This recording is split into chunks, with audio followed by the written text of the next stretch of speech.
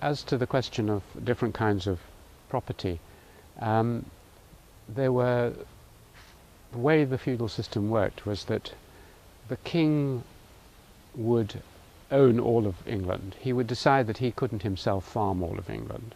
So he would give huge chunks of property, in this case to the Earl of Oxford, as a manor. Now, a manor wasn't just the property, it was the right to hold a court and to have other rights and obligations.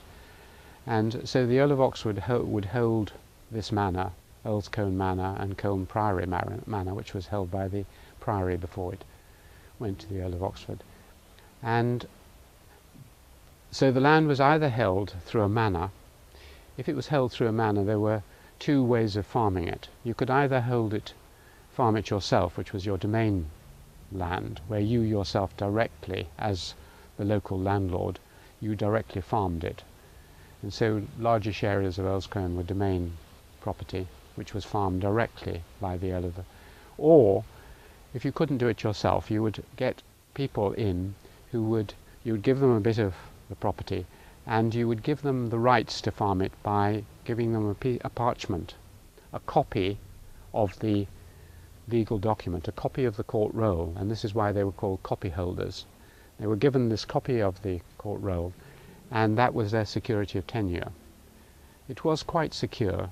It was still the lord of the manors, but it was like a lease, a long lease, and you could transfer it. You could come into the court, transfer it to your son or to someone else. You could buy it, you could sell it.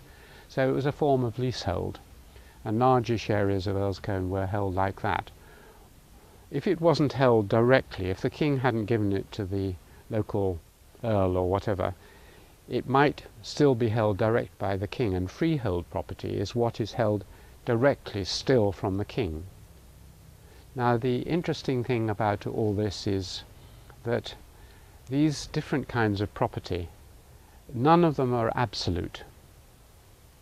The complexity and richness of the property system of England, if you look at the legal records, something like 2/3 of English legal records are to do with property.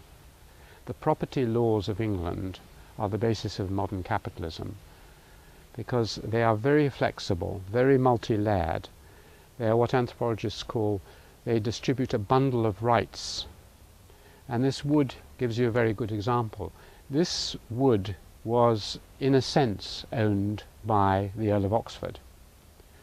But if the king came down here, it would be very difficult for the Earl of Oxford to say, no, you can't come and hunt wild boar in my wood, because it is ultimately from the king. So the king still had some rights in this wood, and the Earl of Oxford had some rights. But also, there would be rights of way. The path we're walking along now would be probably an ancient right of way. So if any villager decided they wanted to walk along this path, the Earl of Oxford couldn't keep them out. So there was another kind of right, which was movement through a forest. Then again, the Earl of Oxford had the big trees. He could cut down a big tree and burn it in his castle and so on.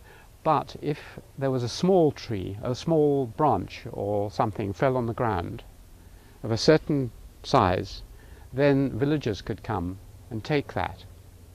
At certain times they could come and take certain nuts that had fallen for their pigs.